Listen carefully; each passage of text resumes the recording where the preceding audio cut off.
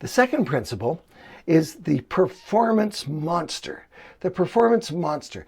We are so self-conscious as our nature that we think we have to perform in the other person's life. And that's why we spend so much time in front of the mirror. And we worry about our looks. They're not so much worried about our looks.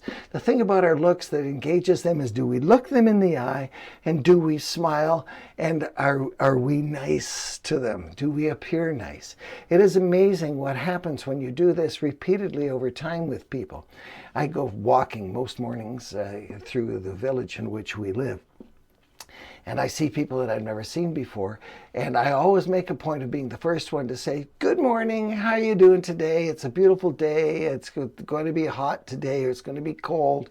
Aren't the trees nice? Do you hear the birds this morning? I think it's something to say to them. And generally speaking, people at first don't even look. Now, yesterday when I walked by a guy and I said good morning to him, he just waved like this and didn't even lift his eyes. I have no idea what was going on with him. But another person that I walked beside yesterday, who had also been withdrawn from me at first, I caught her eye a couple of 100 feet. She was coming in the opposite direction. I put on my best smile, and she looked up, and she didn't used to do this, and she smiled at me, and we had a conversation. She's a professional woman, a fine woman who works from home. And we had just this brief conversation as we were walking past one another. But what had happened was that there's this performance monster that somehow I thought that I had to be something in front of her. She thought she had to be something in front of me.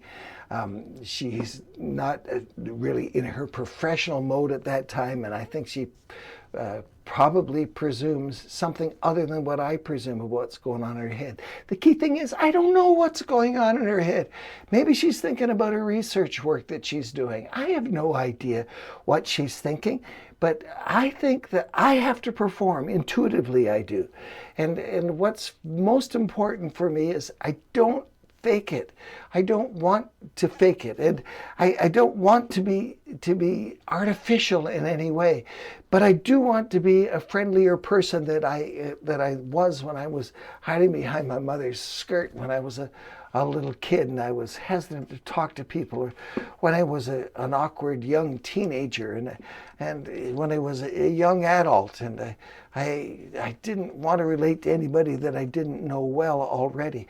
And I learned over the years, over the decades, to be more outgoing in a very positive way. Not in an artificial way, but being my best self, the better self that God has worked within me to be.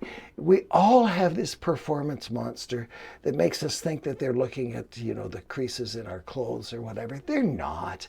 They're not paying that much attention to us, just like we're not paying that much attention to the details of their life. But we are paying attention to their personality, and they are paying attention to ours. So kill that performance monster and just be your best self, and it will make a huge difference in your relationships that can evolve from the superficial in the initial phases deeper and deeper into relationships with people.